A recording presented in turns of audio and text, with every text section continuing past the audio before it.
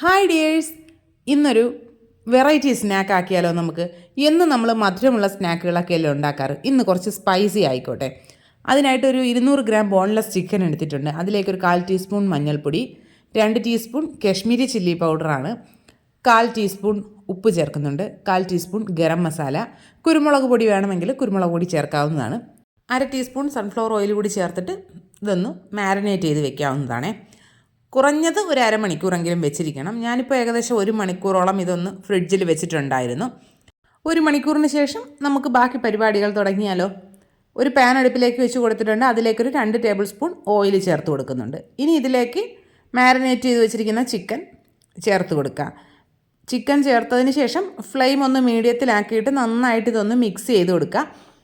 പിന്നെ ചെറിയ പീസുകളായതുകൊണ്ടും boneless piece ആയതുകൊണ്ടും പെട്ടെന്ന് കുക്കായി കിട്ടും. ചിക്കനിൽ നിന്നുള്ള വെള്ളമൊക്കെ ഇറങ്ങി അത് നന്നായിട്ട് ആ വെള്ളം വറ്റിയതിന് ശേഷം ആ ഓയിലിൽ കിടന്ന് നന്നായിട്ട് ഇതൊന്ന് മുരിഞ്ഞ് പുറം ഭാഗമൊക്കെ ചെറിയൊരു ഗോൾഡൻ കളർ വരുമ്പോൾ നമുക്കിതിനെ കോരി മാറ്റി വയ്ക്കാം. ഒരുപാട് ഡ്രൈ ഫ്രൈ ആക്കി എടുക്കരുത്. ഇപ്പോൾ നമ്മുടെ ചിക്കൻ റെഡി ആയിട്ടുണ്ട്. ഇനി നമുക്കതിനെ കോരി മാറ്റി വയ്ക്കാം.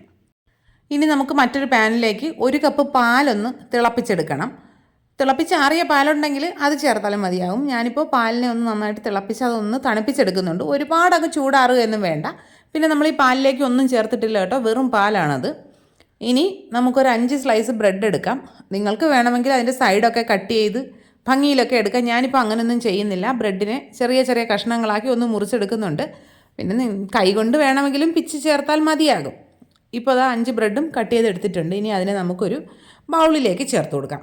ബൗളിലേക്ക് ചേർത്തതിന് ശേഷം അതിലേക്ക് നമ്മൾ തിളപ്പിച്ച് വെച്ചിരിക്കുന്ന പാലുണ്ടല്ലോ, അതിൻ്റെ ചൂട് കുറച്ചൊന്ന് മാറിയിട്ടുണ്ട്. അതിനെ നമുക്കിതിലേക്ക് ചേർത്ത് കൊടുക്കാവുന്നതാണ്. ഞാൻ ആ പാലിൻ്റെ പാട വീഴാതിരിക്കാനായിട്ടൊന്ന് അരിച്ച് ചേർത്ത് കൊടുക്കുന്നുണ്ട്. ഏകദേശം 1/4 കപ്പ് പാലോളം ഞാൻ ചേർത്തു. പാല് ചേർത്തതിന് ശേഷം നമുക്കിതിനെ ഒന്ന് മിക്സ് ചെയ്ത് കൊടുക്കാം. അപ്പോൾ ഈ ബ്രെഡ് നന്നായിട്ട് കുതിർന്ന് വരും. വെള്ളം കൂടുതലാണ് എന്ന് തോന്നിയത് കൊണ്ട് ഞാൻ ഒരു സ്ലൈസ് ബ്രെഡ് കൂടി ചേർത്ത് കൊടുക്കുന്നുണ്ട്.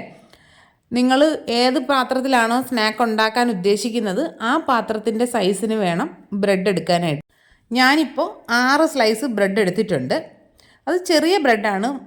വലിയ സാൻഡ്വിച്ച് ബ്രെഡൊക്കെ ആണെങ്കിൽ 3 or 4 ഒക്കെ മതിയാകും.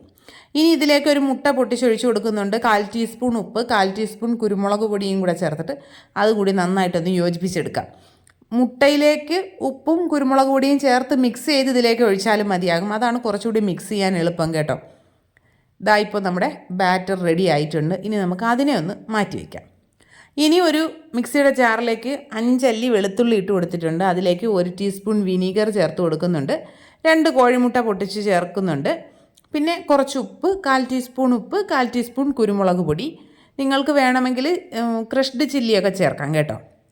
ഞാൻ ഒരുപാട് എരി വേണ്ട എന്നുള്ളത് കൊണ്ടാണ് അത് ഒഴിവാക്കുന്നത്.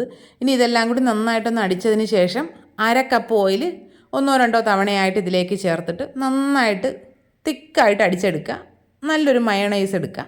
നിങ്ങൾക്ക് എഗ്ലെസ് മയണൈസ് വേണമെങ്കിൽ അങ്ങനെയും തയ്യാറാക്കാവുന്നതാണ്. പക്ഷേ ഇതിന് എഗ്ഗ് ചേർത്ത മയണൈസാണ് ടേസ്റ്റ്. ഇനി മറ്റൊരു ബൗളിലേക്ക് നമുക്ക് വെജീസ് ഒന്ന് മിക്സ് ചെയ്തെടുക്കാവുന്നതാണ്. ചെറിയൊരു കഷ്ണം ക്യാബേജ് സ്ലൈസ് ചെയ്തെടുത്തിട്ടുണ്ട്.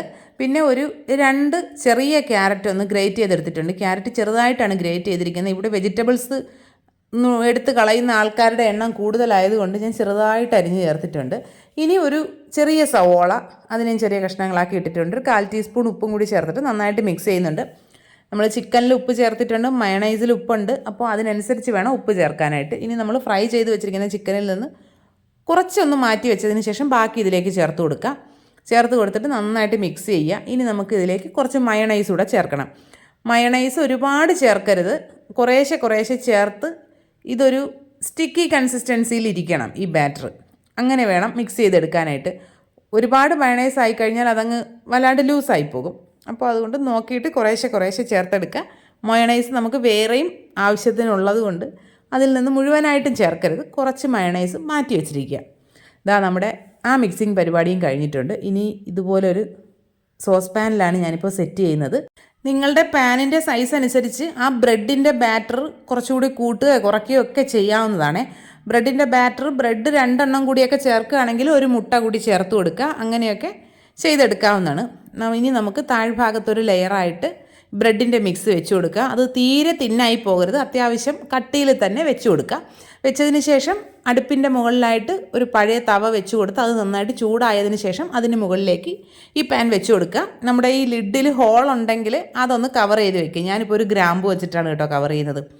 ഒരു 3 മിനിറ്റൊക്കെ ആകുമ്പോൾ നമുക്കത് തുറന്നിട്ട് അതിന് മുകളിലേക്ക് നമ്മുടെ ചിക്കൻ ഫില്ലിങ് വെച്ച് കൊടുക്കാം.